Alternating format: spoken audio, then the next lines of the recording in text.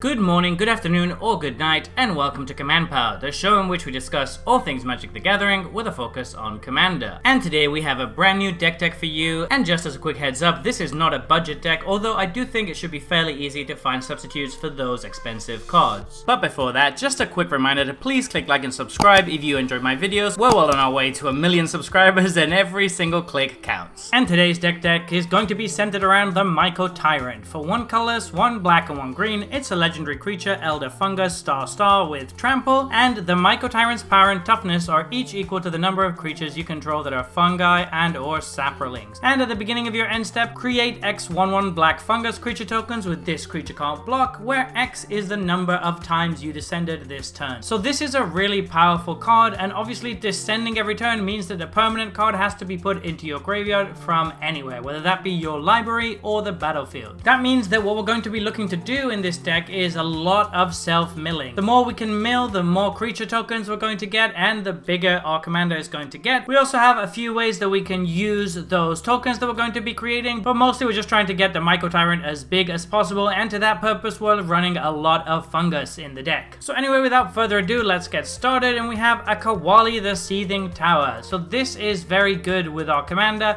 It's incredibly likely that we're going to have Descend 8, and at that point this is a huge beater that is very difficult to block.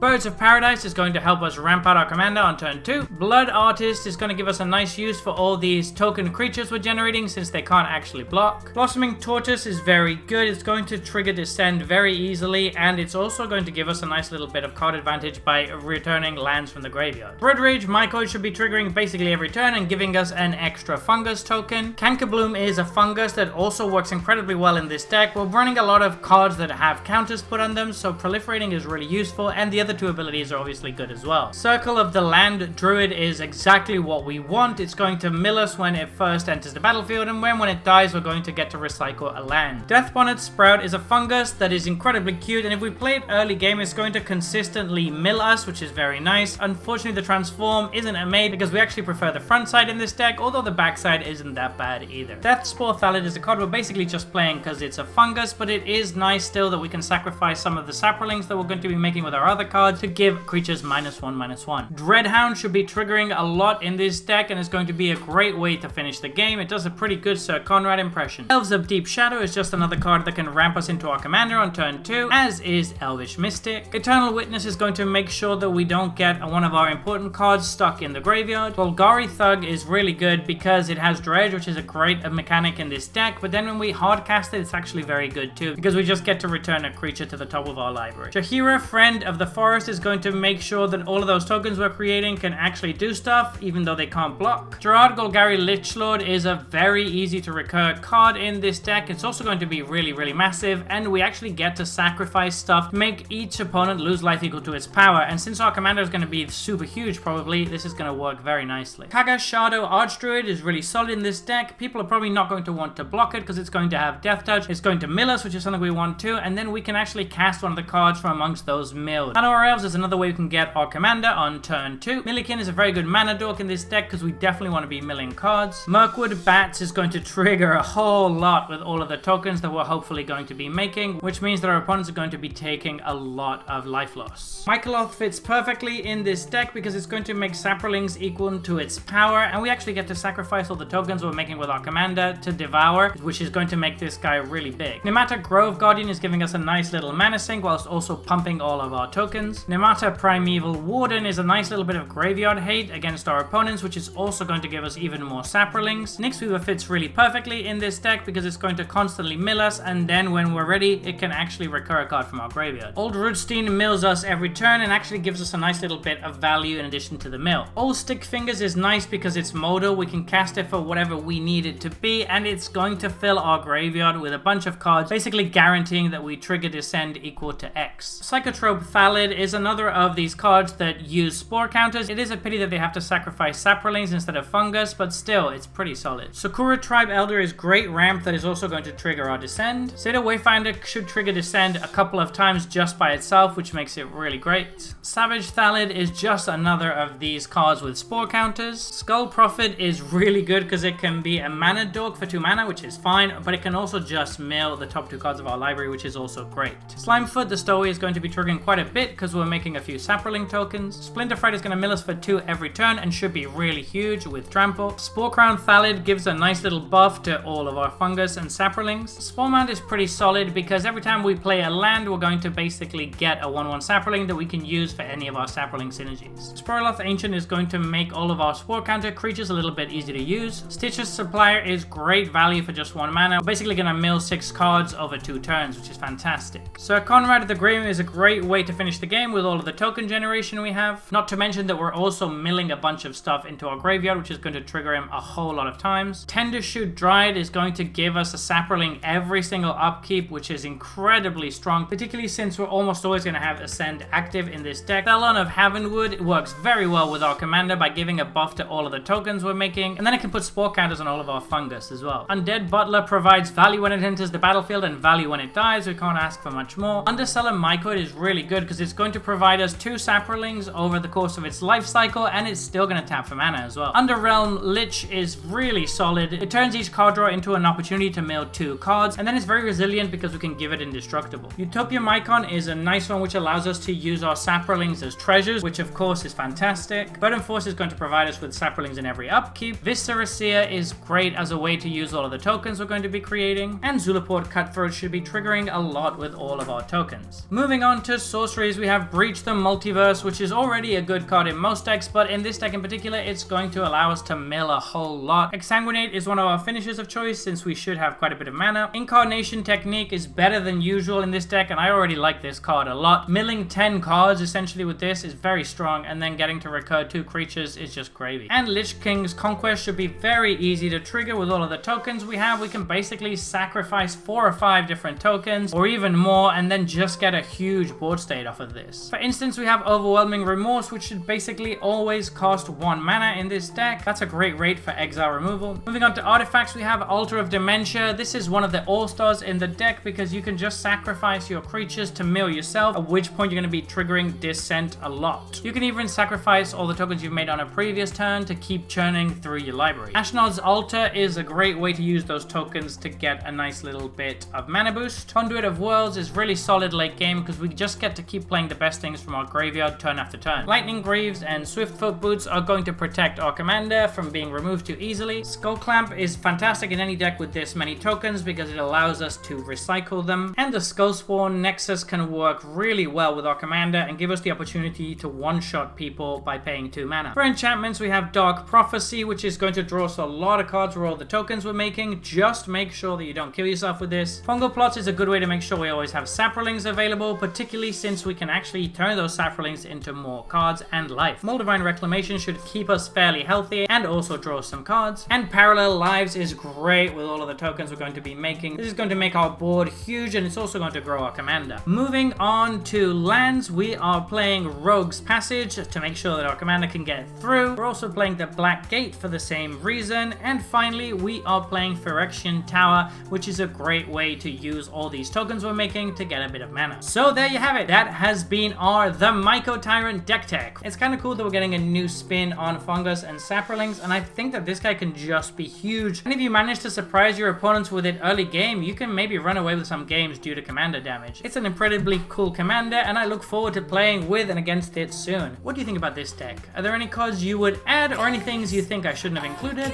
Let me know in the comment section below. I read all comments and respond to all of them too. And if you enjoyed this video, don't forget to click like or subscribe. It really helps the channel. And until next time, take care.